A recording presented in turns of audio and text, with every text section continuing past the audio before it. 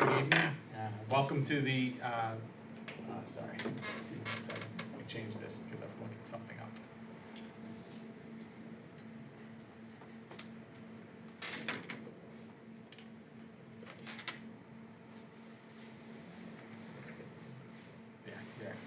up. So welcome to the meeting of the South Country School District Board of Education. For your information, the emergency exits, in the event of an emergency, please leave through an orderly fashion through either the exits at the back of the room or to your left or right as well. This district is a smoke-free school district. Smoking is not prohibited in the building or anywhere on school grounds. This is also a hate-free and bully-free school district.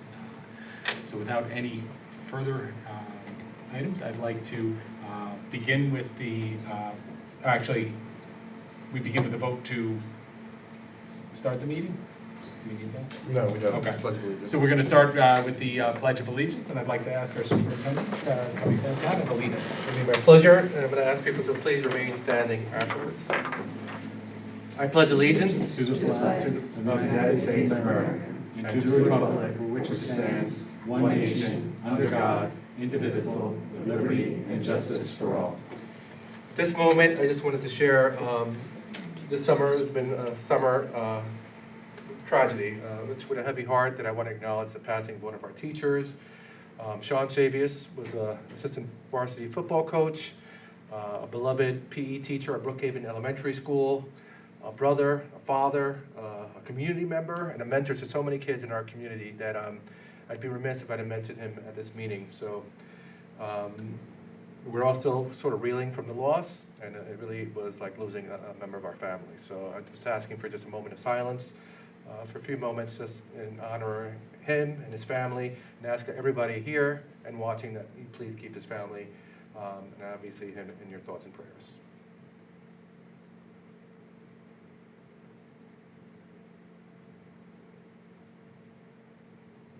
Thank you so much.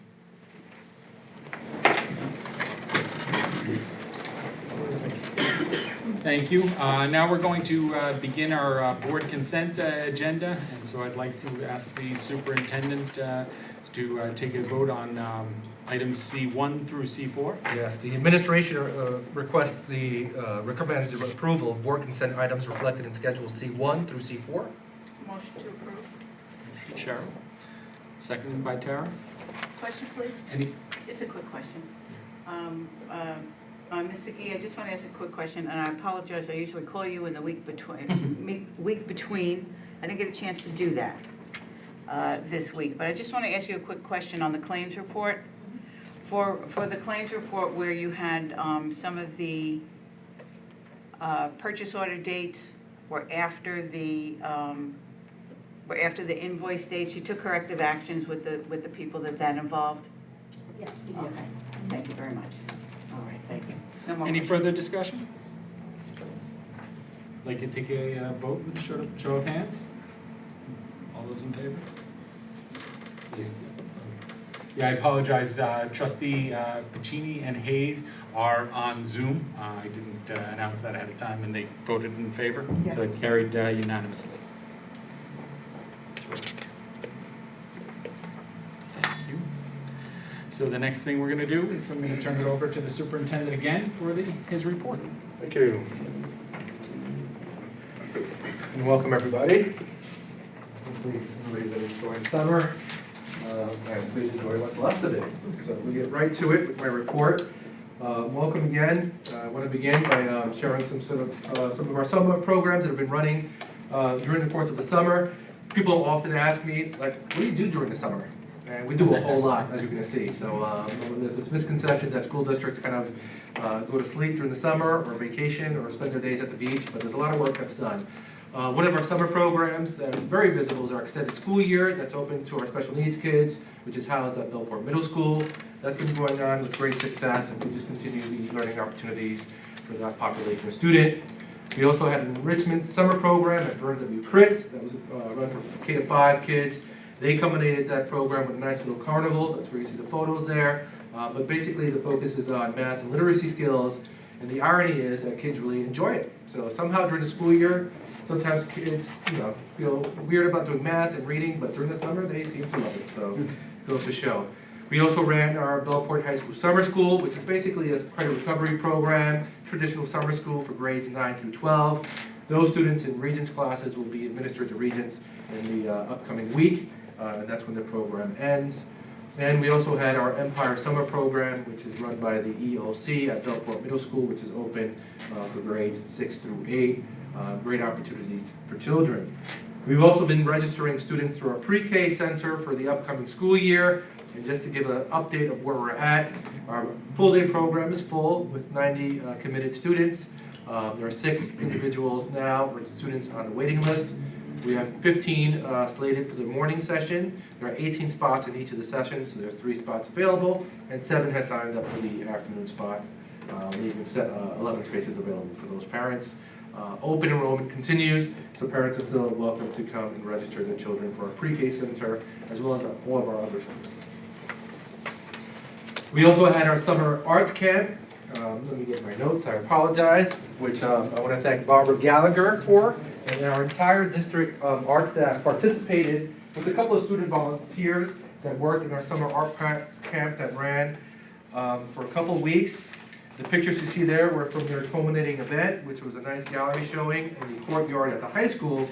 And fortunately, the weather held up that night. It was a little ominous, but it was a beautiful event, which was attended by quite a number of people. So I want to give a big shout out again to Barbara Gallagher and the entire art department, as well as the South Country Education Foundation for their continued support and some of the grants that we use to help fund the program.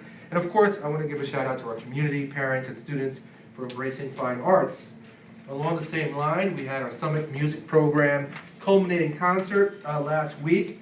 I want to give special thanks to Ms. Valenti and Mr. Rouse for providing this wonderful opportunity to our students, and Ms. Wassing for her leadership as our new music department chair, and for her support of our music program. It was a really cool event. They played world music, a lot of eclectic instruments, like the one you see there displayed. It's called a didgeridoo. Didgeridoo. They're acting like I should know that. I can't believe I you can't know. get that word out of my mouth, but it was really cool sounding, and the kids kind of gave a little history. They do some breakdancing with it? It seems like it would be fitting. But my breakdancing days are over. When I attempt breakdancing, I actually just break. So, but again, special thanks to the music teachers, the Becker Gamble's Music Fund, which is through the South Country Education Foundation, for their continued support of our music programs and our programs in general. And again, I want to thank the parents, community, and students for embracing our music program. We have a lot of kids who participate in music. They start really formally at grade 4 with their orchestra and band, but it starts in kindergarten, pre-kindergarten, so really appreciative of that. There's also behind-the-scenes summer work that occurs in our district across the board. First, I want to talk a little bit about character education. This summer, we engage in some curriculum writing. I'll read what's there because the print is kind of small, but we're engaging in Clipper Pride SEL lessons for the upcoming school year. Those are basically character-based lessons that are done in the instructional classrooms that really speak to expectations for students. Oftentimes, if a student doesn't know the Pythagorean theorem, we review it, we teach it or reteach it, but sometimes when students make poor choices or don't know expectations, you kind of just go the punitive route. So the idea with these lessons is really to communicate expectations in a positively framed format, and what it means to be the ideal student here in South Country. We conducted some professional development for our restorative coaches, which engaged in some updated training. Our new coordinator, Ms. Escobar, is doing a fantastic job taking the lead. In this end, she attended a conference and then turnkeyed that training with our coaches. We're also implementing our Northwell Health partnership that was funded through a grant, the RECUBS grant, New York State. What they're going to be providing is preventative services and family support, professional development of staff, and collaborative and administrative support as well. They actually took part when we made our guidance counselors, and they provided us with some mental health professionals when we first learned of the passing Mr. Shavius, who was in the midst of practices with his football team. So I want to thank Northwell Health for making social workers and a psychologist available for us to do this partnership. And we're continuing to investigate supplemental programs, assembly programs, and we're going to speak to character education and promoting good decision-making for our students. In terms of supporting student achievement and growth, again, closing that achievement gap, because we're going to continue working on improving our assessment scores and our student performance. We've engaged in a lot of curriculum writing, and I'm going to go through it because it's impressive. We've gone in curriculum writing for elementary art, earth and space science at Belport High School, computer 1 and 2 curriculum updates, that's for Belport Middle School, Spanish 3 and 5, the scope and sequence at Belport High School to better support our seal of biliteracy. Home language arts alignment with ELA, which is Belport Middle School and High School. Basically what that means is we offer home language arts, which is a Spanish class, that's sort of like an English class. Those are for native Spanish speakers. What we're doing is aligning that curriculum to meet the expectations for New York State Readings and English, so that the skills they learn in that class supplement the skills they'll be learning in their ELA classes. We're looking at our dual language scope and sequence for grades 6, 7, and 8 as we start expanding our dual language program to the middle school. We're also aligning that with the Reader's Workshop to make sure we're up to date with the expectations for reading instruction. We're also looking at dual language math scope and sequence for grade 6. Word study grades for 3 to 5 aligned with the Science of Reading audit. We conducted a Science of Reading audit, again, to be in compliance with the new state mandates and make sure that our literacy instruction is up to par. We conducted curriculum writing and science investigations alignment, grades 4 and 5, as standards have changed. We also looked at updating our math MTSS. MTSS is our multi-tiered systems of supports, which are both academic and social emotional for math. And we updated the toolkit that's available for teachers grades K to 5. We also upgraded our ELA MTSS toolkit for grades 9 to 12 to better serve our high school students. We also engaged in curriculum writing and ELA academic vocabulary for grades 6 to 12. And I do want to give a shout out to Pat Brady, who's here, and John Morasco. He participated in a PLC, which is a professional learning community. We had teachers engaged in professional development and deliver it. And one of the things they identified was a lot of kids were lacking academic vocabulary. So how can we infuse the teaching of such words like ascending? When you look at a graph and the word problem says, there's an ascending trend. So all these types of words that trip up students in assessments, they kind of looked over to come up with a vocabulary list that would be helpful. So thank you, Pat, for participating in that. Moving on, we did ELA Humanities Support grades 9 through 11, prepping kids for the ELA Regents in 11th grade. We looked at our Algebra 1 scope and sequence for our English language learners. We're expanding that curriculum to span over 2 years because some of our English language learners struggle with Algebra 1, not so much because of the math, but because of the word problems. Word problems are becoming increasingly complex, and really you have to have pretty strong literacy skills just to decipher what the questions are asking. We did curriculum writing in living environment, which is transitioning back to biology. Everything comes full circle, so we're not going to be calling that course living environment anymore. It's going to be biology, so we're making sure that we're up to date with the new standards. That's Belport High School. There's a new course at Belport High School, which we're curriculum for that feeds our seal of civic readiness in the social studies department, which is called active citizenship. PE and health grades 4 and 5 are getting updates to their curriculum to make sure they're meeting our new standards. We also did E&L, that's English as a new language for our L's, our English language learners, looking at the scope and sequence for the standalone classes for support to make sure students are achieve that proficiency in a more accelerated pace. And finally, we're looking at vertical bilingual progression review grades K through 1. So those kids who come in or get instruction in a bilingual setting, how to make sure we sort of have them get English proficient in a quicker way so that they meet success in their assessments. So I really do want to give a credit to all of the teachers, PTA members, our district directors, obviously Beth Doyle, for all the work they've been doing all summer.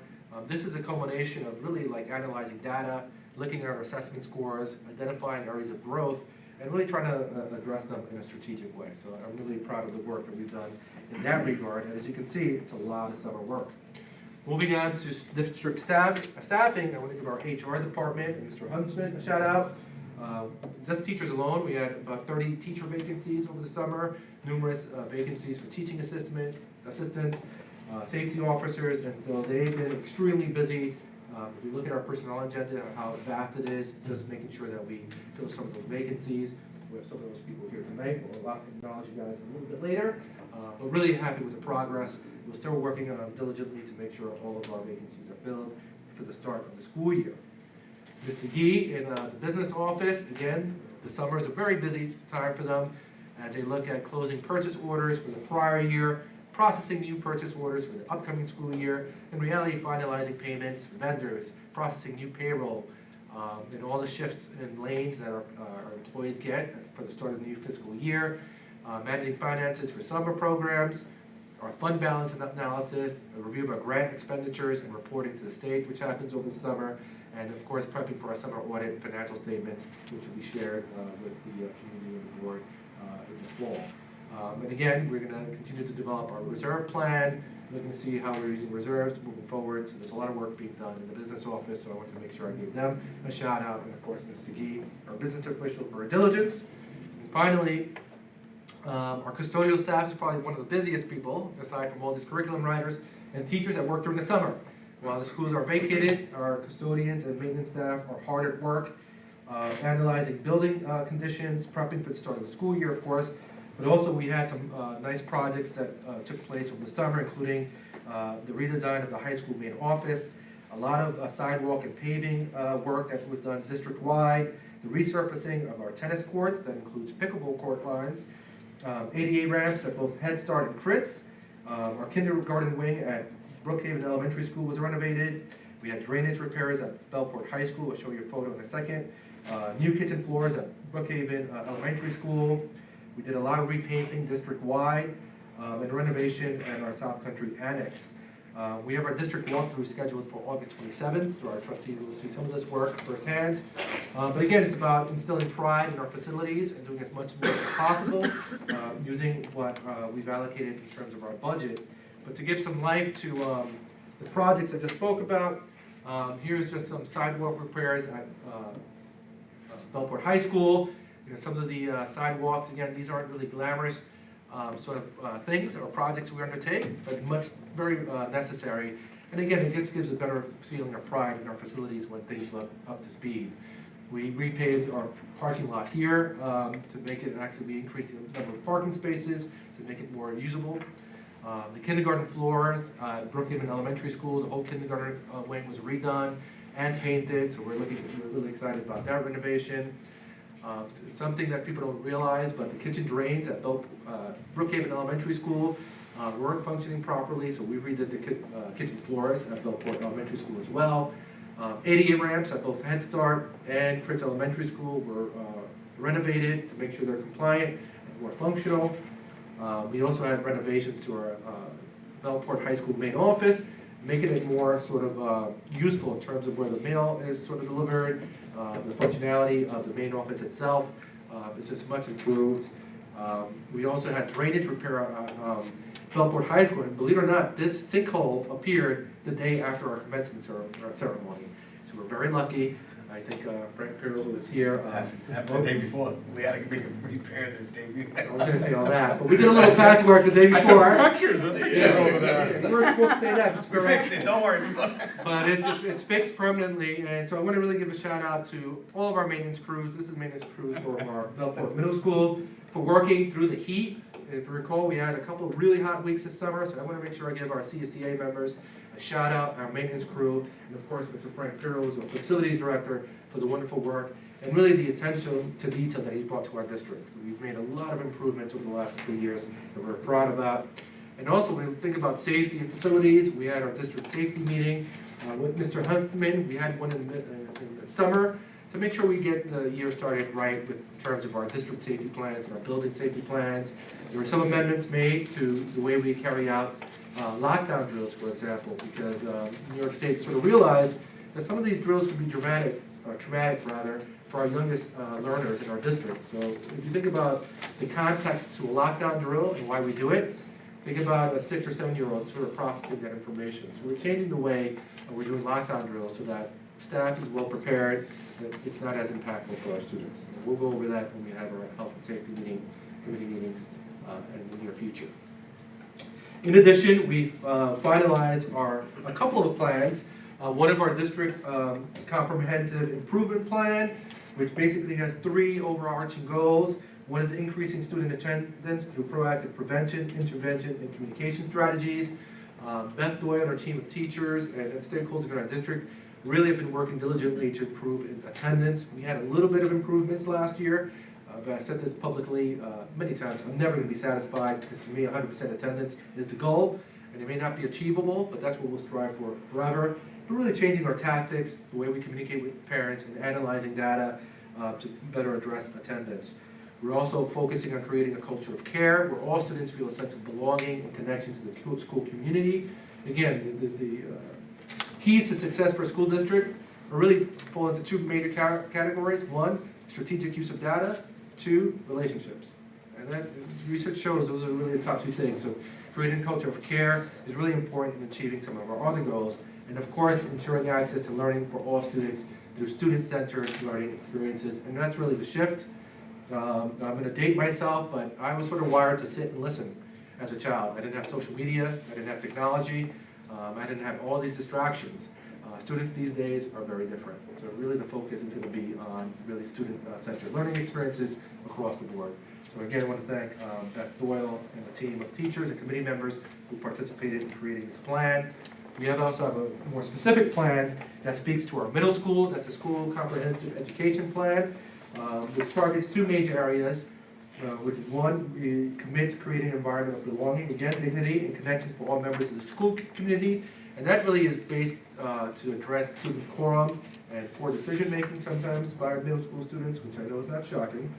And again, providing to all students with access, voice, and ownership of their learning experience. Again, the focus is going to be on student achievement and student quorum. And again, we're going to emphasize participation in state assessments. I know that's sort of counterintuitive over the last couple of years, but our participation rates at the middle school and our intermediate school aren't what they should be. And we really want to get an accurate sample size of our students so that we really can start seeing where the district lies in terms of student performance.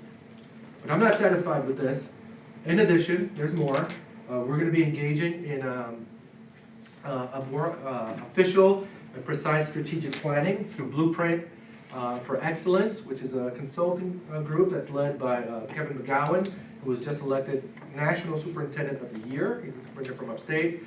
And Jason Andrews, who's a superintendent who sort of started this consulting firm. They've had great success. I spoke to superintendents at Bayport, Blue Point, Plainview about this process. And basically what the premise behind it is that intentional leadership is knowing where you want to go and taking consistent action in the world as it is, not as the world as it was, to get there. So the idea is to make an assessment of where we're at and where we see ourselves going. And these type of plans span more than just student achievement and assessment scores. It's really the whole culture of our school district. Where do we really see ourselves doing? It basically entails a lot of community input, which will start sometime in November. Through our Thought Exchange platform, we'll be gathering information from our entire community. That's community members, teachers, students, stakeholders, and of course trustees. We'll be hosting what's called Mission, Vision, and Core Values Retreat. That is with our leadership team that we'll identify during this process and the trustees. To again look at our mission statement, our vision statement, and develop core values that we all can abide by that are really going to drive sort of our work moving forward. It also includes a blueprint meeting, which includes stakeholders and community members to exchange what the findings are, the surveys that they'll conduct, and start trying to sort of consolidate our goals and actionable items that we can do, that we can sort of measure moving forward, which goes into the next step, action planning. And that's when they develop an actual action plan. And then implementation is the last step, where we get a plan for implementation that should start somewhere in the spring, and we'll continue moving forward so that we actually have some measurable goals that we'll report on a quarterly basis to see the progress we're making. Again, it's impossible to say what's going to be identified as our goals and our core values. That's all going to be an organic process that's going to involve the entire community. I'm really excited about it. Again, collaborative processes build capacity. A shared mission, vision, goals build unity. Focused, practical, measurable action plans improve results. Focused, practical, I repeated that. United in purpose and practice, a common sort of thread and effort. And that's really the goal of this process. So I'm excited to be bringing this to South Country. I'm excited about what it will yield. I've only heard great things about it, so I'm excited about that. It's our take place in our upcoming school year.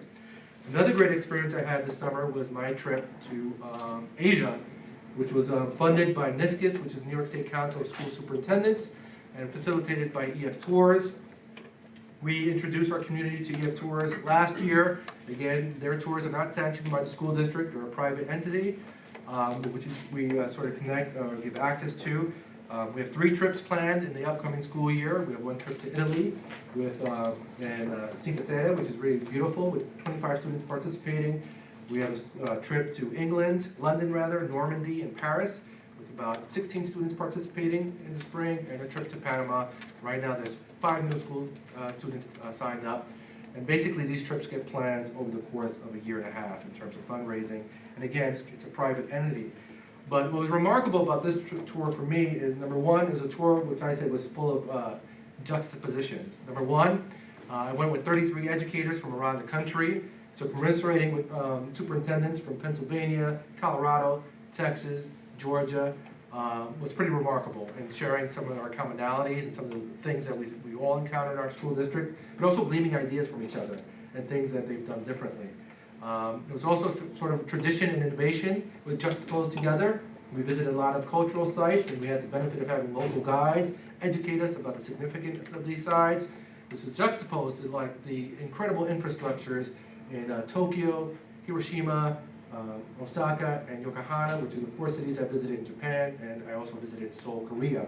And talking about infrastructure, I got to ride a bullet train at 182 miles per hour. That was a group shot of all of us. The ride was so smooth, we were able to gather for this picture. Ironically, in Japan, you're not supposed to make noise in the subway, which is really counterintuitive as a New Yorker. So there are actually people to remind you to be polite on the subways, to be courteous of your fellow citizens, which leads me to another point. Also, the juxtaposition of war and peace. I got to visit Hiroshima. Certainly being ground zero in Hiroshima sort of changes your perspective. I've learned about it, I've watched it in videos, I've engaged in digital platforms learning about these events, but being there and speaking to local people about the impact really conjured like an emotional response. I know Trustee Barry's son is actually stationed in Hiroshima as we speak, so thank you for his service. I also got to visit the demilitarized zone in Korea, so seeing the barbed wire fence that separates South Korea, the demilitarized zone, which is about 2 meters thick, and the North Korea on the other side, was, again, conjures like an emotional response. I joked with Sarah Ciarfolletti, my assistant here in district office, and I was in effect wearing a Clipper sweatshirt, and I was a beat serious. But it really was remarkable to learn the history and the difference between the 2 cultures and how they sort of see America and our involvement in terms of the military and the impact it's had in their cultures. Again, very informative and eye-opening. And then there was like collectivism and individualism. There's a picture of a woman who conducted a traditional tea ceremony for us in Japan, which is steeped in tradition, as well as South Korea, and a picture of some hip-hop young Japanese guys that I met who were very intrigued by the fact that I was actually from New York. And really like the takeaway from that, and also the work-life balance, using some commuters in Tokyo. I did sneak a picture of some kids going to preschool on uniform, was that there was a really strong sense of collectivism, and people just follow the rules. Tokyo is a city of 37 million people, and there's virtually no crime in that city. So when you're walking by these skyscrapers and you see all the bicycles lined up, not one of them locked, people silent in subways. One of the most remarkable experiences I had was, it was late at night, I was at a light. I'm a New Yorker, New Yorkers don't stop at red lights. We keep walking to our destination. Nobody moved until that light turned green, despite the fact that there was no cars in sight. So that really gets you thinking about this idea of collectivism and community, and how we can sort of instill that in our students. That sometimes our choices affect people above and beyond ourselves. And that's really the mindset both in Korea and in Japan, and that really all the decisions really had to be for the betterment of their communities first, and the individual second. So a lot of reflecting, which I think I'm going to try to see how we can apply some of these things in our school districts. This whole idea of like mental health was not something spoken about in either country, which is really remarkable when you think about our mental health crisis. Their sort of take on it is you kind of just push through life. You need to be mentally strong. So, a lot of mixed feelings among the educators as we sat and worked, had our workshop and reflected on, what we're bringing back to our districts and what kind of sort of sensibilities. So I do think there's value in sort of travel and travel-based learning, and I'm really appreciative of the opportunity I was afforded to share some of these experiences at our superintendent's conference day, which again is coming up very soon. The summer's coming to an end. Next week we have our new teacher orientation, which you guys will be participating on. Really excited by the slate of activities that we're going to be engaged in. Day one includes obviously onboarding and lots of logistics and human resources, as well as the professional development on the ABCs of IEPs, and also disciplining students with disabilities and creating a culturally responsive learning environment for our students. That's day one. On day two, we have professional learning on creating a culture of care, providing student-centered learning experiences, and of course, introducing our new teachers to our MTSS plan. And day three will include professional learning on restorative practices, the power of positivity, which I totally believe in, and a community tour, which is typically hosted by our PTA, so our new teachers kind of get a sense of our entire community. So really excited about the great work that Beth Doyle, our teachers, our directors have worked on over the last few weeks to prepare this wonderful agenda for our new teachers, which will be followed by, I'm going to skip to one, our superintendent's conference day, which will be held on August 28th and 29th. We're still finalizing our agenda. One of the mindsets or thematic elements of the conference this year is going to be really self-care and the importance of taking care of yourself so we can better take care of our students. I think over the last couple of years, especially after the pandemic, we've spoken a lot about sort of the lingering effects of the pandemic, the effects it's had on our students and our learners, but I feel like we almost took for granted all the adults involved in this too. The new expectations for teachers. We do a lot more than just teaching content. We teach kids who come from traumatic experiences. We deal with mental health, food insecurities. So to better equip us to really service our community, we have to be equipped to help ourselves. Our keynote address, which will be presented by a team of my cabinet, Ms. Doyle, Mr. Huntsman, Mr. Segee will have a couple of spreadsheets I'll share. But really, the working theme is, last year it was a different world, and we're not going back. Guess what? It's a different world, but how do we find purpose and fulfillment in our challenging but impactful work?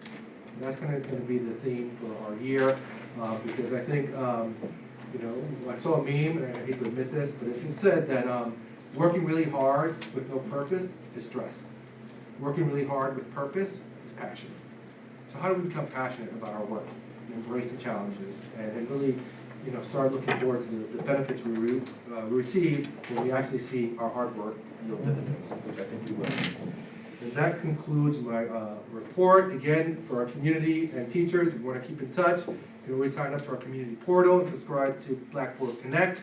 We have all of our social media links on our webpage, and the Superintendent's Corner, which opens up the Superintendent's Corner, which is updated on a monthly basis, my contact information, my social media links, as well as my weekly update, which is, again, a blog I publish on Fridays through the school year. So I want to thank the trustees again for the continued support and work, and especially thank all of our teachers, our BTAA members, and our aides and assistants that work this summer, our CSEA members, our custodians, clerical staff that work diligently in the summer to keep the district going and prepping us for the start of this wonderful school year. Thank you all for your commitment to the South Country School District. This concludes my report. Terrific. Thank you very much. Want to continue on with our board members' communications and announcements. Cheryl, do you have something that you'd like to share?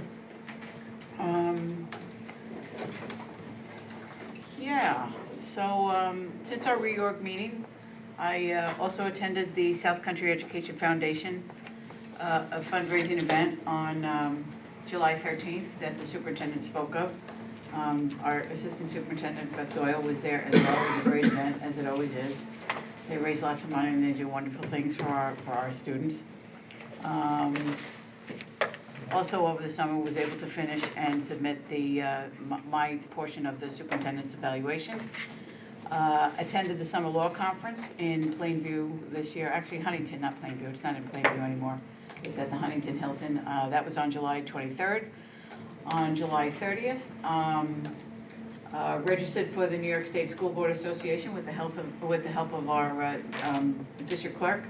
This year, I'm able to attend because of the Lifetime Achievement Award that I was given last year. So I'll be going to that in New York City in October.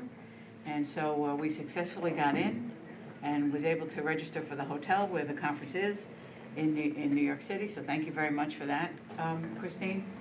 On August 6th, I attended the fundraiser for the Bellport football, for their golf tournament, attended their luncheon.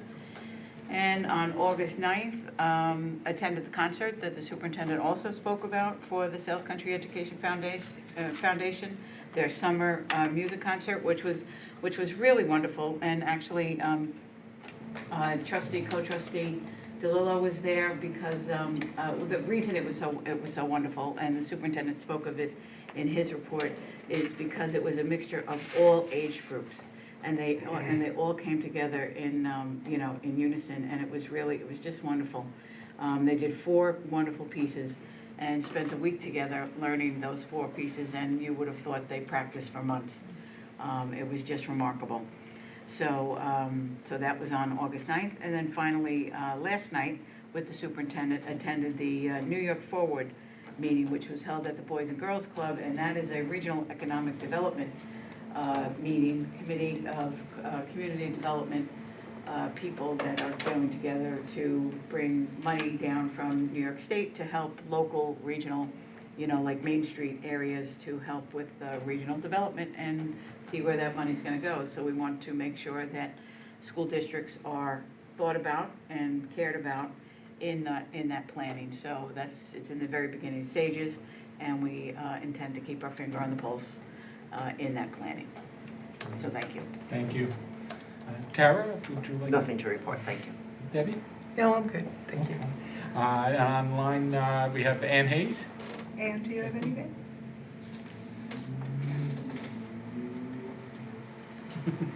Go ahead, Ann. I attended 3 days of conferences in Albany.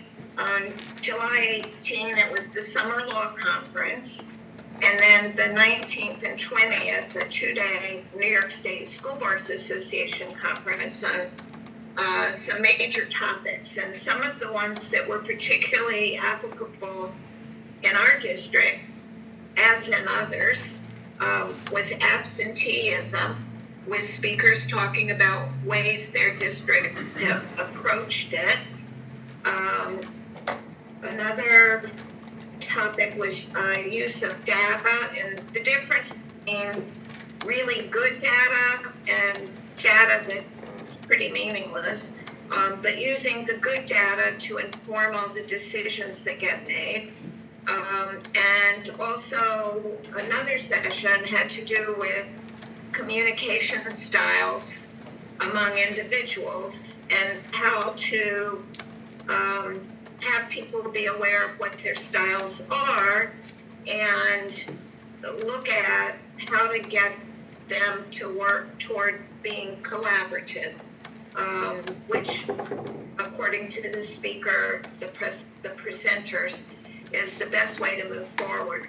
Now, the 3 topics that I've just mentioned, I'm glad to know we're already making a lot of the effort. We're making efforts on our absenteeism, and I know the superintendent's going to speak further later in the meeting about the different plans that are in place, and also about data.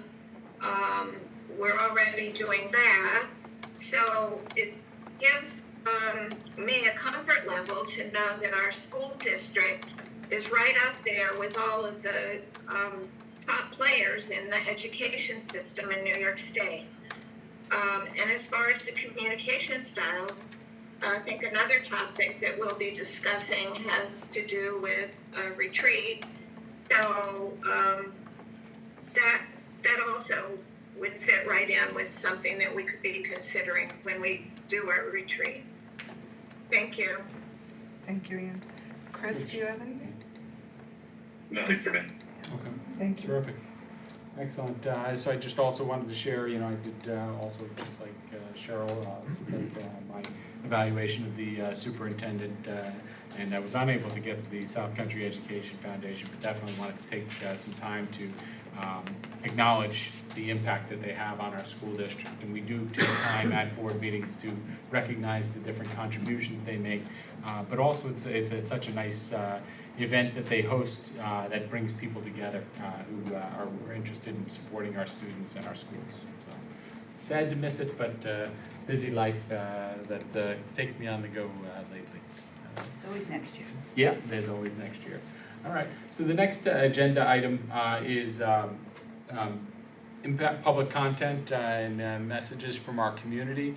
This is the portion where we address items that are on agenda items. At this time, we do not have any cards in for that, for the agenda items.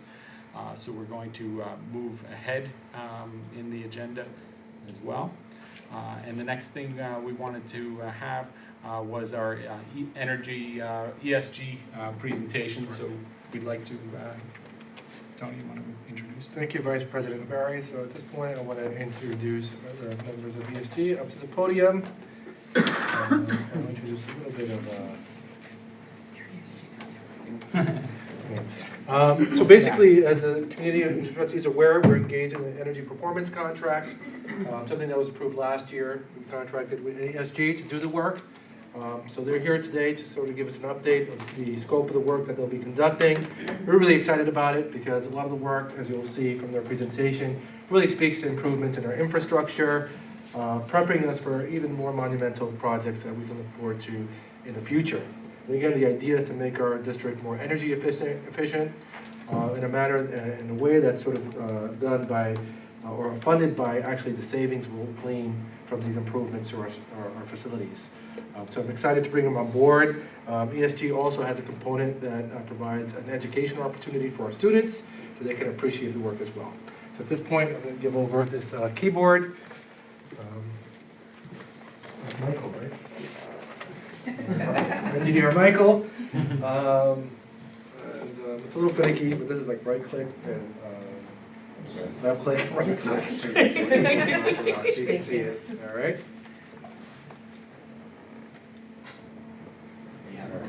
Thank you. Thank you. Great. So good evening, everyone. My name is Mike Carlson. I'm from Energia. These two are representing ESG tonight. So before they come up to talk about the project specifics, there were just a few items I wanted to go over, then I'll pass it off to them. So just wanted to kind of remind you who Energia is. The district brought us on to serve as the owner's representative and engineer of record for the project. Essentially, we provide technical guidance throughout the entire EPC. We're a company with a lot of experience working with New York K-12 school districts on these projects. So essentially our role is to review all the submittals that ESG sends to the district from a technical perspective.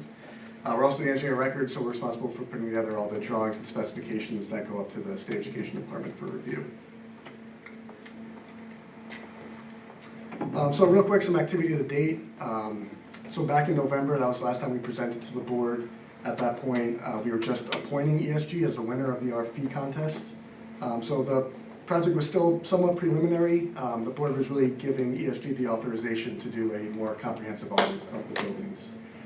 So at this point, that process has been complete. So what you see tonight is really what we're considering the final project. Energia reviewed all those documents. From the technical perspective, your attorney reviewed the legal documents. We're still working through a few minor items, but what you see tonight really shouldn't change between now and the next time, where we ask the board to actually approve the contract. So that would be at the August 28th meeting. There'll be 2 resolutions on the agenda that the board will have to authorize in order to enter into a contract with ESG. And like I said, Energia does the design for these projects, so I have there that would start following contract signing. We've actually already got that process underway. Then after design, we submit this to the State Education Department. Their backlog is currently 30 to 32 weeks, so we really want to get this submitted to them as quickly as possible, so that's why we got started with that process a little early. But that's all I had. Any questions for me, or? Great, thank you. Thank you. My name is Doreen Hamilton. I'm the account executive for this project. I've met with you before to talk about this project and how excited we are to work together. With me is Katie. Katie is our project manager. She's been crawling around on the roofs, tunnels, in the boiler rooms, so. Don't let the stress fool you. So it's a You don't great wear that team. when you do? No. Great team, we're really excited about this, this project. So I'm gonna talk a little bit about, circle button? No, It's the arrow. Yeah, the down arrow. Thank you. See? A little bit about the project, outreach that we're talking about with the superintendent and Ms. Doyle regarding education, getting the kids involved, how exciting that is. It's really fun and we really, really like that. And superintendent, we're gonna watch you because I know you're gonna want to get involved. It'd be so much fun. So the project, I'm gonna go through, this is an eye chart to the right, but you can see across the top are all the buildings, across the side is all the energy conservation measures, or ECMs. We love three-letter words here. Energy Systems Group, ESG. Right now, it's a $9.6 million project, and it fits under the 18-year simple payback as prescribed by the state of New York and SED. Guaranteed energy savings, a little over $500,000 annually, and rebates to this project is about $553,000. That's helping buy down the cost of the project. Over the term of the project, it's going to generate about $4.5 million of positive cash flow. So what's been really fun about this, working with Frank and Jen, is getting to what works. What do we want to solve for? Because when you always do a project like this, we have a list that's this long, and we figure out what are the priorities that we can get in today, and then kind of look forward to what are the other things that we need to do, and help you with that. So we're not going anywhere, but this is our project today, and we keep collaborating on other things that are happening, other grants that are coming out on the state of New York, and how we can look at other projects moving forward. So it's a very collaborative process, and it's something we always part of with you. So again, one of the projects, the great thing about the project, the emissions reductions it gives off. And these are things that we'll talk about in these educational outreach with the students. What is this and why do I care? What is the energy baseline decrease? Why do I have gas, oil, electricity in my buildings, and what does it do? So all these things we talk about as we walk through with the students to get them engaged. All we know as a mother of 4 kids, turn off the light, turn off the AC, it's too cold in here, what are we doing? So these are things we talk about in the real world, and then again, how it translates to energy conservation. Some of the things I'll go over really quickly. This is the rooftop unit that serves the library at Belport Heights School. It's a Seasons 4 unit, about 25 tons, and it's past its useful life. This is a very big piece of steel that is going to be replaced and put on there. It's going to be a much more comfortable environment, and it needs to be replaced because it's the end of its useful life. Lighting upgrades. You're going to see lighting upgrades in your buildings. A little over 7,000 lamps will be replaced, and it's going to help improve the color rendering in the environment. Right now, I've got about a 4,000 Kelvin temperature of the lamps, and what that's going to do is a very cool fixture. We'll also do a mock-up in A and B rooms and see what we feel like over a short period of time to feel like what's the color temperature that's right. It's typically between 3,500 Kelvin to 4,500 Kelvin. It's a sweet spot. Some areas might lean a little different, a little softer color rendering, and we'll talk about that as we develop this project. Katie will be the one that Frank's going to come to and say, need a little cooler in this room, a little cooler color, so we'll do that with them as we go through this process. Building controls, what are these? These are the brains of your systems, and this is a really big investment that you're making because we want to expand the footprint of how you can operate, control, and see what's actually going on in the space. Now Frank is going to have a better line of sight into the buildings, what's going on, how I can turn things on and off, trend building, see how it's waking up in the morning, going down at night, is there a temperature lag or something that's going on. He's really going to have a better fingerprint on it and a great knowledge about his buildings and how they recover overnight, cooling, and the heating season. It's a really great tool. We're going to do some exhaust fan refurbishment, the things that are forgotten on the roof. Do some of that. Again, control those exhaust fans, again, from that front end, so you can have trends, you can see what's on, what's off, why. It's going to give a great bit of data that now you can mine. You can do trends in a building, trends in an area. I've got problems with heating or cooling.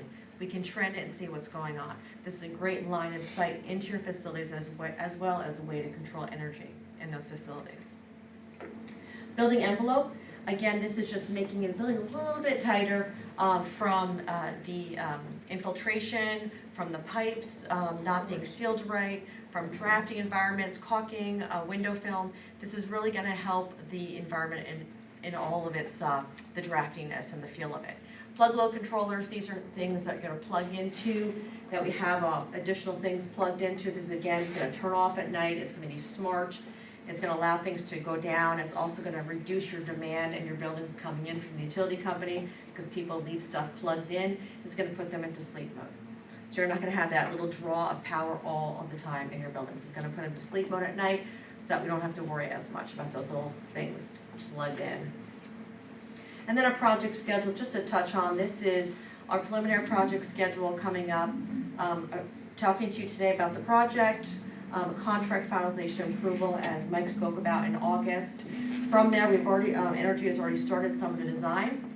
I'll put that in as fast as we can to New York SED.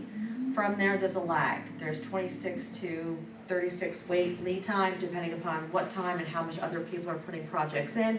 From that, it comes out, there's Q&A questions, and then permits will be issued. At that point, that's when you would go out for a financing of the project, and then we begin the construction. So all along the way, we'll be communicating with your team. Energy will be communicating with you where we are, what we see, what we're hearing, and keep moving this project forward. And then educational outreach, we're going to begin something this fall with Ms. Doyle. We have several conversations regarding this. And we're going to start out with some energy conservation kits starting in the fall, and then working our way up to more classroom, kids walking the buildings, lighting walkthroughs, mock-ups, energy baseline, what does it mean, what do I care, safety, what does it mean to be safe in the facilities, safe in buildings, what's a boiler plant, and how do I heat my building. Really fun, and really get the kids involved in asking questions, learning, and understanding that this could be a career in so many different facets. Really fun, really nice to see that and see like lights going out. So you were actually in the classrooms? Yeah. Oh, okay. Yeah, so we did it, so the picture is actually me at Oceanside teaching a bunch of high school kids about their project that we just recently are working on with them. And we have them do a lighting audit. We even have them go through all the ECMs, and they can select and see what kind of project they would want to build, and explain to them like why their board selected the project that they did. And we also walked through all the different ECMs we did with them.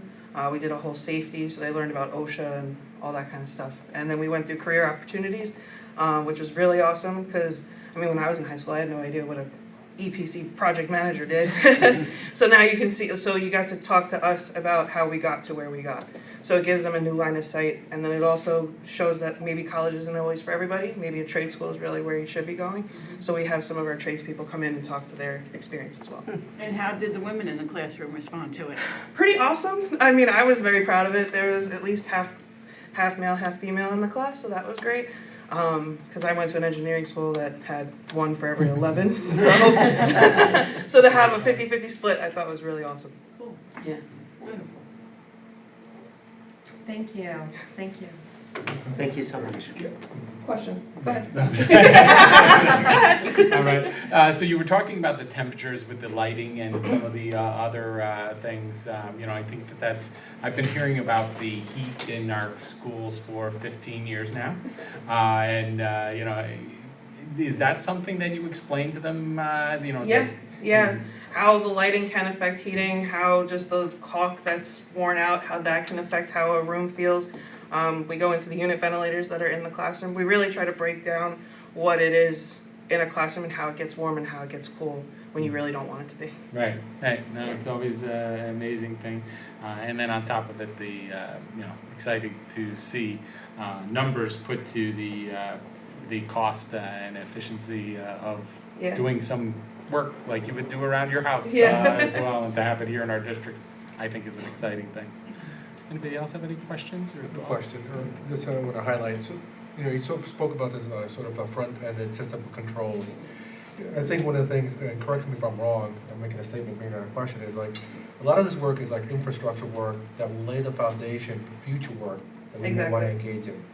So if we ever wanted to shift to solar power, if we ever wanted to try to do centralized AC or those sort of climate controls, we can't do that at this point because we don't have the infrastructure for it. So what this will do is remedy that in a manner that's going to really prep us for future work that I think the district sorely needs. It's the first great building block for setting you up for the work you're speaking of. Is if you can get, how Doreen likes to say, your house right, then you can Start layering on top of everything. So yes, then those other options would definitely be a better, more energy efficient option. And you also spoke about lamps and lightings. Another complaint that we often get is the headaches. Too bright. Okay, so is that real or perceived? So, Perceived as real. yeah, I think that's the best way to put it. It is actually a New York State Ed item of the temperature of lights and how it actually positively affects children and staff when it comes to their education level. So that's what we adhere to, because we also firmly believe in that. There's other solutions for that we could always talk about if that was a case by case, but we firmly believe in it really doesn't cost. Well, actually, that's a good point. I mean, you're talking about it from the student perspective. I hear it from the employee perspective. I've run into it before, very candidly, we did. The solution was that the school district helped us, they purchase sleeves that go over the lights, so that it helps them dim it in a way, but it doesn't, you don't lose the savings portion of it. Because that's really what it comes down to is we're putting in these LEDs because they are more energy efficient, they're better for everybody. So there is a case-by-case solution that could be implemented if it had to be. And these are LEDs, and so, and again, we've had this conversation, they're all in compliance in terms of the lumens. The K value. K-value. The Color temperature, Yeah, sorry. South Korea. Sorry. I was Got at too the technical. airport where a K-pop band was showing up. I walked out of the gate, there was like a million teenage girls who cheered. Oh, and I was yeah. like, it wasn't for me. Not me. That's a true story. Well, thank you all. Thank you. Thank you. Good to see you here again, Thank you and so much. appreciate it Thank you. reporting. Good evening. Keyboard.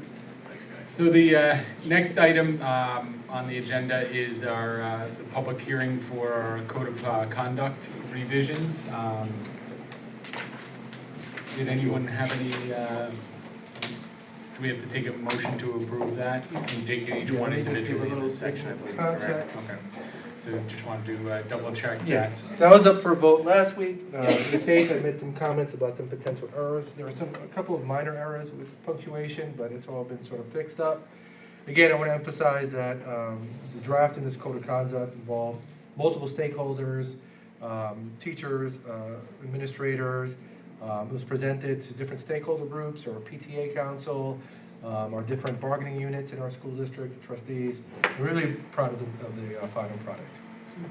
Who spearheaded this? And I should know this, I shouldn't ask the question I don't know the answer to, but I have to ask it because I don't know. That was me. It's fabulous. It's absolutely fabulous. Yes. Like Mr. Santana said, it was a lot of people involved. It was so engaging. It really made you want to read the document. And I'm very, very encouraged that the students will want to read it. I really am. Who did the photography? So many different people. Yeah. Some of them were my photos, Yep. some of them are just It's staff intense. photos, but what I loved about our code of conduct, the brochure, it's not stock photography, it's Yeah. actual art It kids. is, yeah, I Yeah. know, that you can tell. I awkwardly sent it to I mean, a I couple love of the one people from I saw Frank it. P. Moore. Just so that their parents would see them in the book.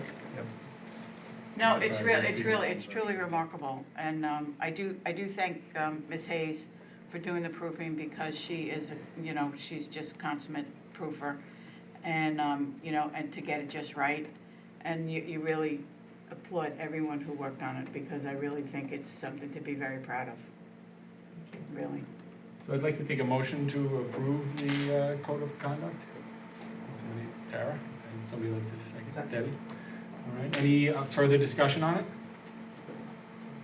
Can I make a comment? Go ahead. I just want to reiterate about all of the collaborative work that was done by everybody involved in that, and how even the layout and appearance of the code of conduct is going a great way towards changing the atmosphere that we have in our schools. And I think it's showing that the code of conduct is part of our education system because it's being approached on an educational basis and not punitive one. Exactly. And it still has within it the necessary punitive provisions when all the other steps have been taken and the punitive application still has to be made.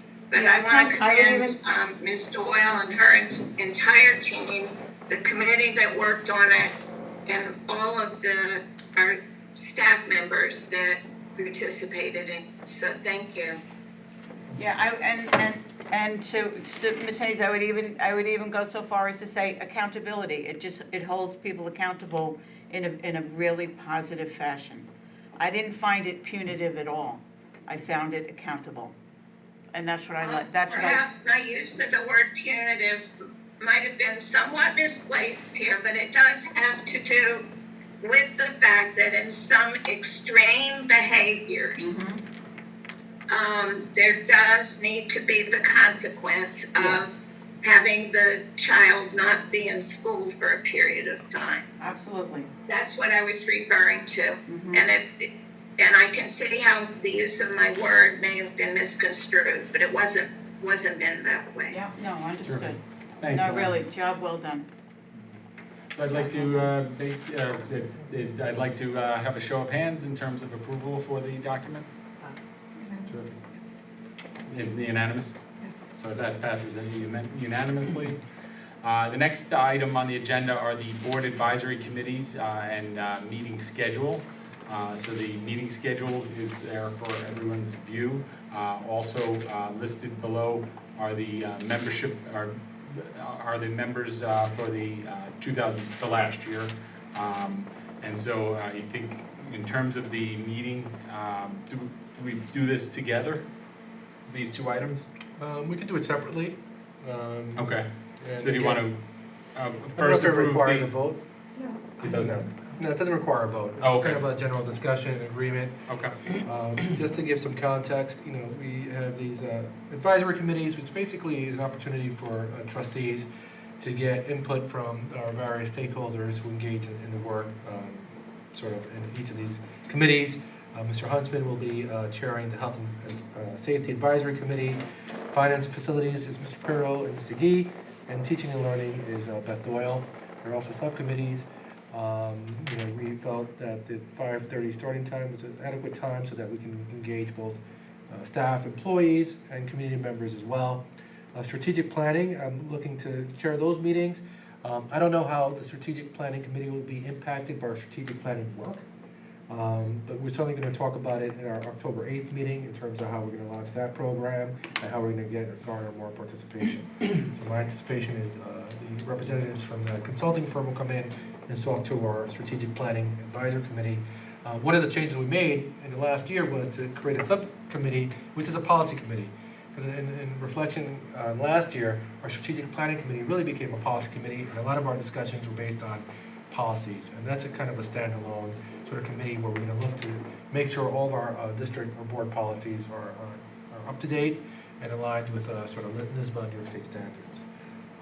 And that's pretty much what I want to say. It is my hope, and I did have a discussion with Vice President Barry about the participation of trustees and the ability for trustees to report out during board meetings about what they've learned in these meetings. There's a lot is covered in these meetings, and the idea is meant to be shared with the public. There is a lot of work that goes on, as I indicated in my presentation, just the summer work. And I'm hoping that we have nice participation by trustees and some reporting out so that we can share the good work that we're doing with the community at large. So just to piggyback on those comments, in terms of trying to get membership for those committees, just wanted to add, at least something that I want to really strongly suggest is to make sure that we have at least a board member who's going to attend those meetings and report on the activity of those meetings at each of the board meetings. So when choosing which committees you would like to sit on, I really want to encourage you to understand that there is a responsibility not only to attend, but also to report back, even if it's a brief report, a summary, and working with the committee to make sure that it's one that's going to be effective in communicating their mission and accomplishment and achievements and the things that they're looking to do. So with that being said, would anyone like to serve on the strategic planning committee? Just so you know, Vice President Barry, I'm open to any of the Okay. committees. So if there are people that want to move around, or our new board member may have a specific committee, I'll be Mhm. flexible. Great. Excuse me, I Yeah, of think course. Ann Hayes. Fire away, Ann. I can't see your hand, but Whoever wants strategic, Strategic planning, yeah. Strategic planning for Ann. are you going one by one, Joe? yeah, I could do that. We're going with the strategic planning. Last year, Ann served on that, as well as Cheryl and Cameron, who's no longer on the board. Yeah, So- I'd like to switch up this year. I'd like to go with health and safety and finance, if that works with everyone else. I'm sorry if I'm interrupting, but I'm having a little trouble hearing. So, But if you're asking what each of us would like. well, I was gonna go I would by, like to stay on strategic planning and teaching and learning. And I think also the policy committee that the superintendent mentioned. So that's the subcommittee, Trustee Hayes, and so we'll discuss that at our first strategic planning meeting. Okay, thank you. Tara, did you want to stay with yours, or did you want to move around a little bit? As I said, if there are openings when everybody else has chosen, I'm happy with that. I'm on health and safety and teaching and learning right now, and I enjoy them both, but I'm happy to move to another slot. Debbie, any passions? I would love to be on teaching and learning, and finance and facilities.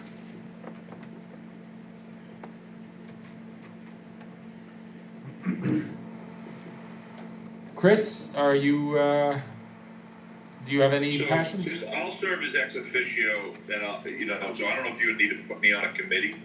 The biggest issue is gonna be, for me, as always, is the time the meeting starts. It's too early for me. So, I'll just pick my spots as ex officio when there's not 3 trustees and do that. Okay. So I'm looking at what is left out in the nice words of Tara, on things that I would, if we have, I guess, remaining with teaching and learning, looks like it's connected with a board member, and I guess I can do health and safety, although it's not my biggest passion.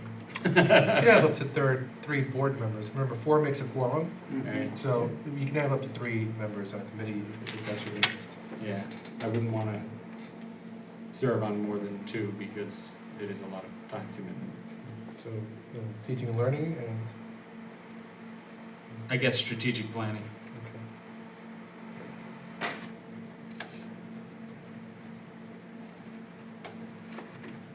Okay. So, Trustee Kavanaugh. So what does that leave? Where do we need Yeah. to fill Health and in? safety is a little light, Okay. and then the others are teaching and learning is capped at 3. So you have strategic planning and finance and facilities. I'll do health and safety and strategic planning, if that's okay. There's 4 of us on strategic Oh, planning. then I'll take finance and facilities. What were the 4 again? I meant it when I said I was Would gonna be be- flexible. Cheryl and Ann, Okay. right? What was that? Weren't you on strategic? No, I Oh, I'm don't- sorry.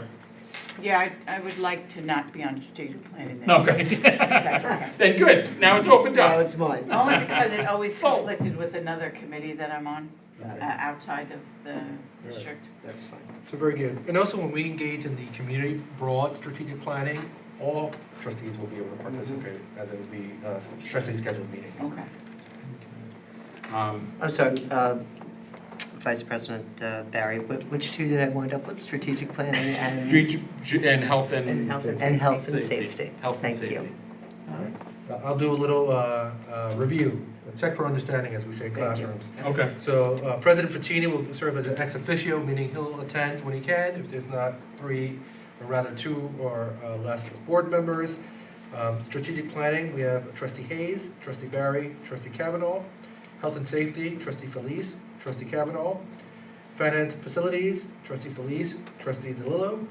Teaching and learning, Trustee Hayes, Trustee DeLillo, and Trustee Barry. Right. And then you have to put in trustee Flippin. Yes, and we'll have to check in with Trustee Flippin.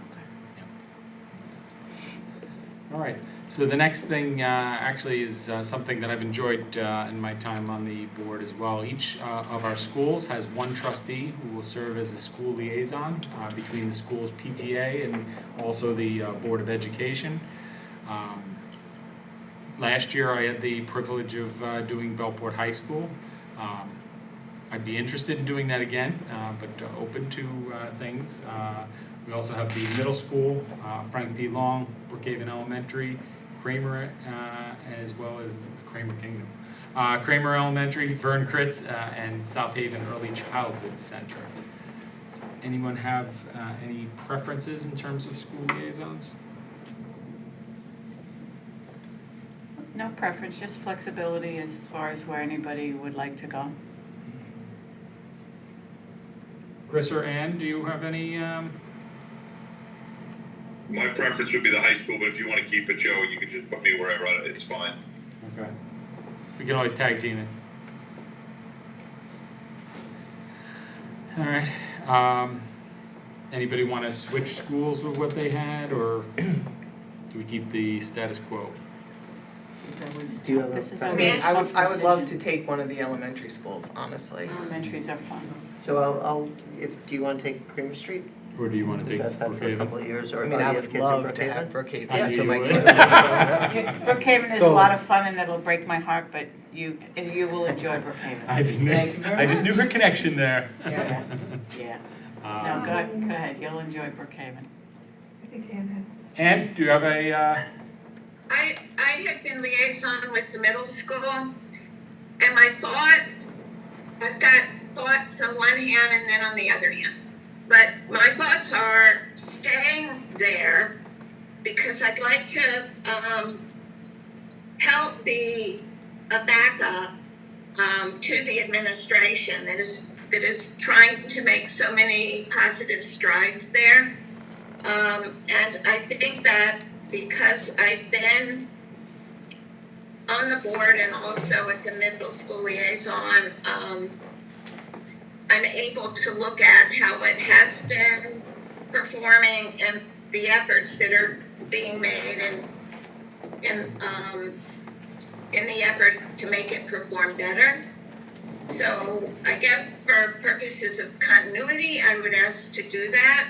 Okay. But So- if other people have very strong feelings about things, I'm flexible. Okay. So that leaves. And was that a Frank? pitch for her for the middle school? Yes. That's That what was. it sounded like. I was thinking that had me at the high school, Debbie at the. The middle Brookhaven. school for me. No, Yes. yeah. Middle school Okay. for Ann. Yep.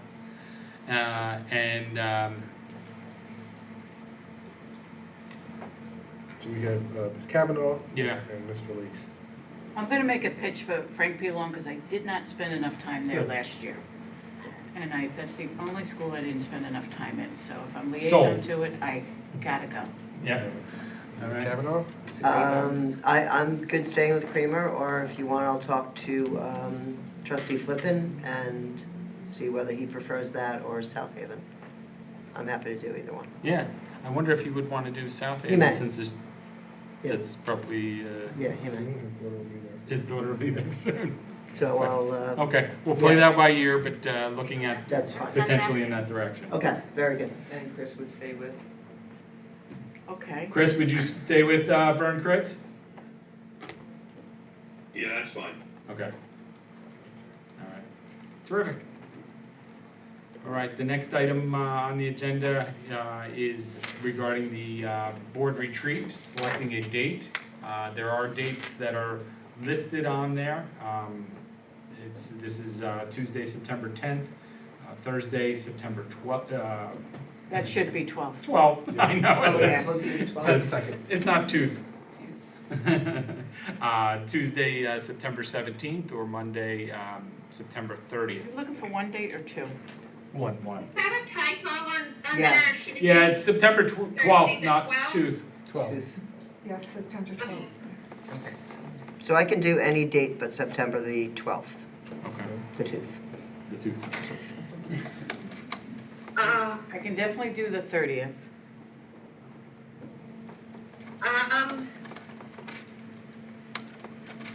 What time are we I was gonna say, talking about? does any, Typically, I mean, Six- it's- same, six six o'clock to at nine. night? yeah, it's flexible. Okay. School board time. So how I many can do available? the 17th. And the 17th.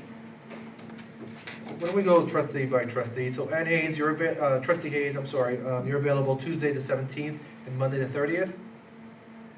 No, not on the 30th. Just the 17th. I can't, 17th, I can't do anything that week.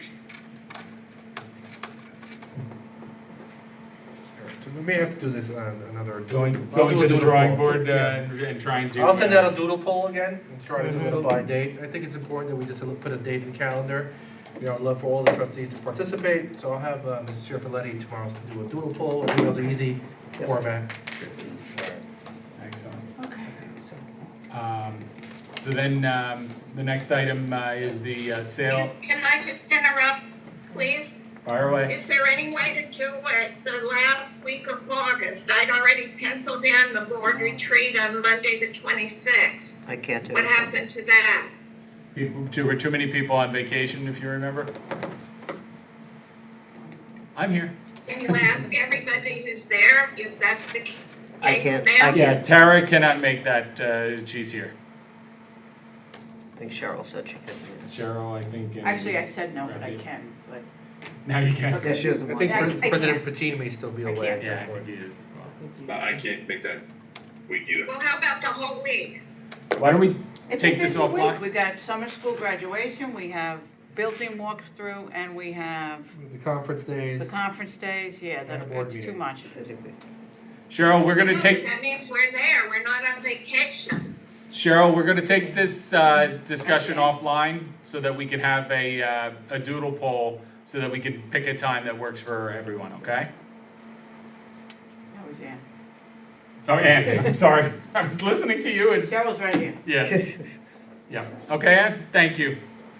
The next item is policy resolving the superintendent, at the recommendation of the superintendent of schools to approve the sale and disposal of school property.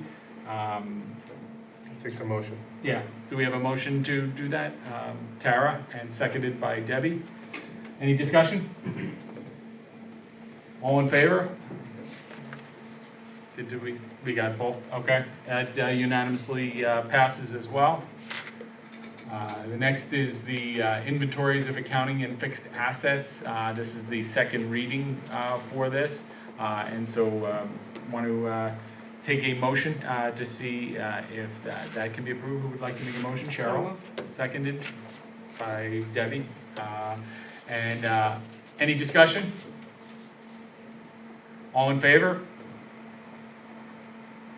All right, it gets approved unanimously.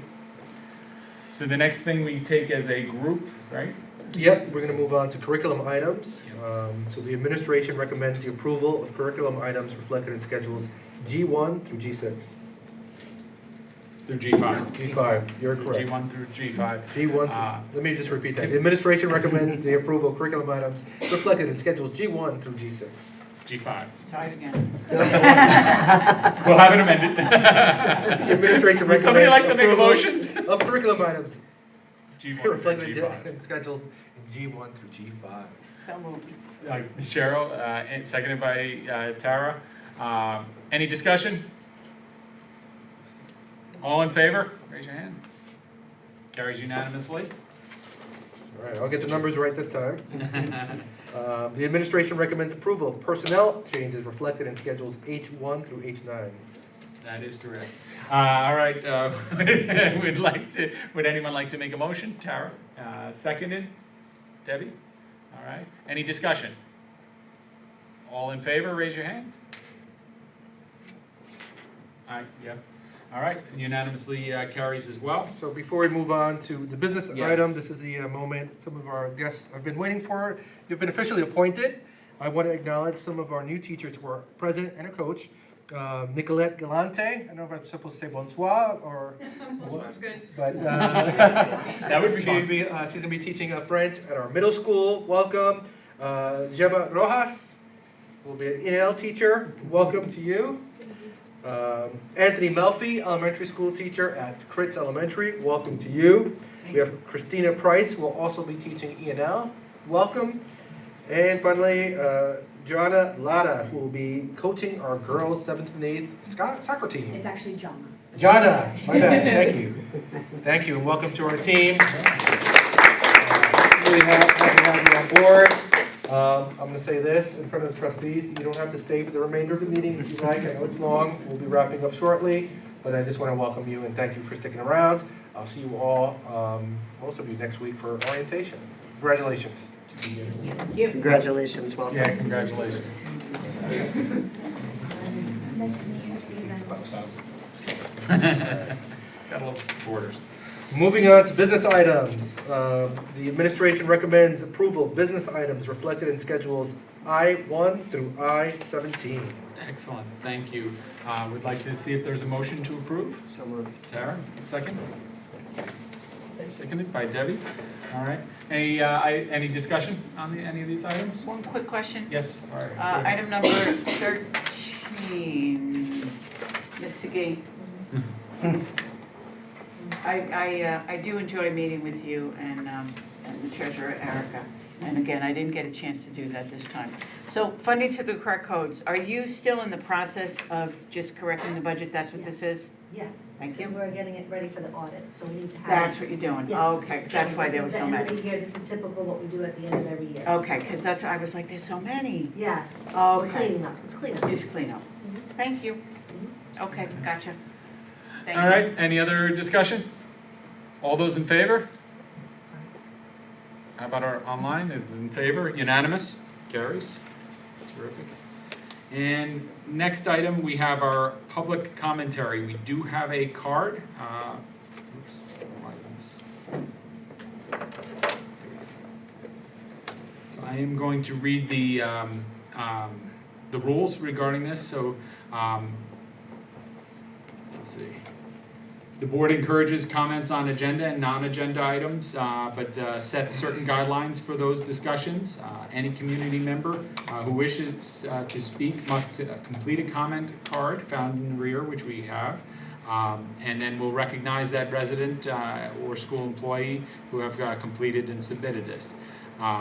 Comments from each speaker are limited to 3 minutes. There will be no sharing of minutes. Public sessions are limited to 30 minutes and will continue as well.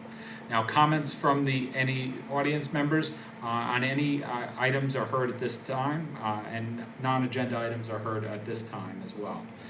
The board may recognize the speaker not more than twice on the same subject, and neither the South Country Board of Education nor the superintendent of schools will entertain in public comments relating to a personnel matter or individual students.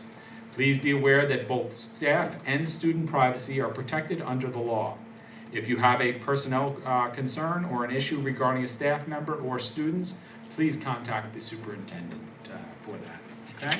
So I want to invite Melissa Di Pasquale up to speak about special education. Thank you. Yeah, stand at the podium or just? Sure. I just want to start off by introducing myself. My name is Melissa Di Pasquale. I am a mother of 3 special needs children in district. Their ages are 6, 5, and 2.5, so I'm going to be with you guys for a very long time. I would also like to mention that I helped start the special education PTA. I sit on the board as the president, and I come here because I think that there has to be better program or transition for parents that have special needs children transitioning into the district, whether it be coming from, say, preschool to pre-K or pre-K to kindergarten, because there aren't enough programs or there's no, word for it, no guidance. The guidance is not there. So with that being said, like I said, I had 3 children. Transition going into kindergarten, per se, was very difficult. I had to have meetings for IEPs, and I was not guided the proper way. With that being said, I sat at a meeting, and please forgive me jumping all around. I just had a mastectomy, and I have breast cancer, and my brain is all over the place. No, it's fine. This meeting was actually held a day before my mastectomy, so I was very emotional, and I was trying to understand everything that was being said to me. My daughter, I didn't mention her name, she has a diagnosis of autism, sensory processing disorder, and pica. Yeah, I think, I was gonna say, you don't wanna, Go into these details meetings, you with the can't go daughter. into details on an individual student, Even if it's your, even if it's your. Okay. All right. I know it's strange because you're a mom. I apologize. That's fine, okay. So, with that being said, okay, transitioning. When, I don't even know how to discuss it if it's my own child. So I guess the difficulty that's being had is that when you're sitting at a meeting as a parent, things are not discussed properly. So we are not given the guidance on how to manage those meetings, I guess. We're not, those IEPs are made for, I don't know, to read them, because it's very, very difficult. So when you're sitting in a meeting, you have a whole bunch of, whether they're teachers, therapists, psychologists, sitting at a table, and they're reviewing a child's IEP, which is their individual plan. As a parent, we don't know what that is. And they're going through, okay, well, your child met all the goals. Well, that's great. Well, what goals did they meet? What does that mean? There's no guidance getting them to where, what's the word? I don't know how to discuss it without her own way. If a child meets their goals, that's a good thing. Aren't we supposed to make better goals, right? We're supposed to make new goals for them to meet, not just say, okay, they met their goals, they're going to be discharged from services. Right? Does that make sense? Let me see if I can paraphrase. Yes, Yeah. I don't know how to discuss it without discussing her. Obviously, I hope, wish for a speedy recovery. Yeah. You've spoken a Thank lot. you. Okay. So I think you would like parents to have more information regarding the meeting or understanding IEPs, the process. What does it mean if a student achieves their IEP goals?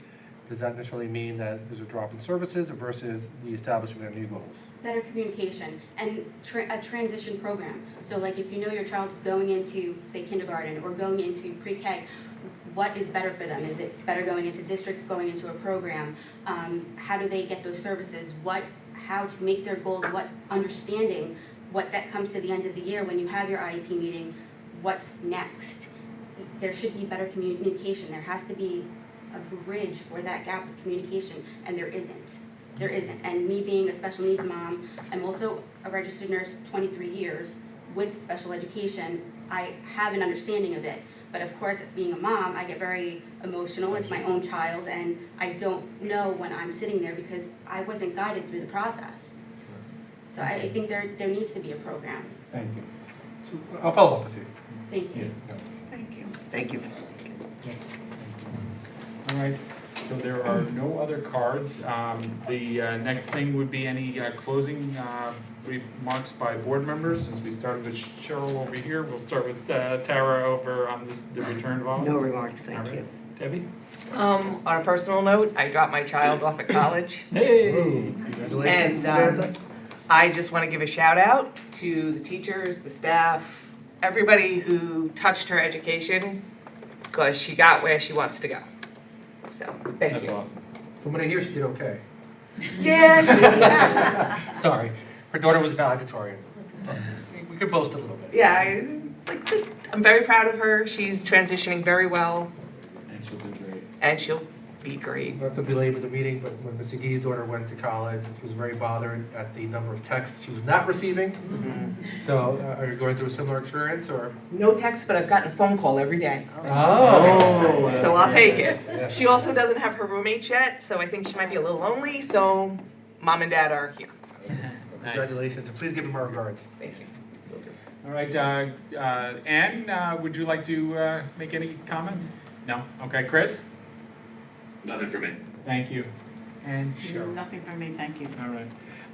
I'm going to be joining your ranks with my daughter next week. I'll be bringing her up, so it's an exciting time for everybody, but I think, I'm also excited for the district and all the activity that's going in and some of the engagement to help prepare them for the school year has been nice, and I know from my child, there's a lot of excitement and enthusiasm about going back, and I've been asking our friends, and in their case, they're starting at the high school, so it's also why earlier I was choosing to try and remain with the high school as well, because obviously you want the best for everybody in the school district.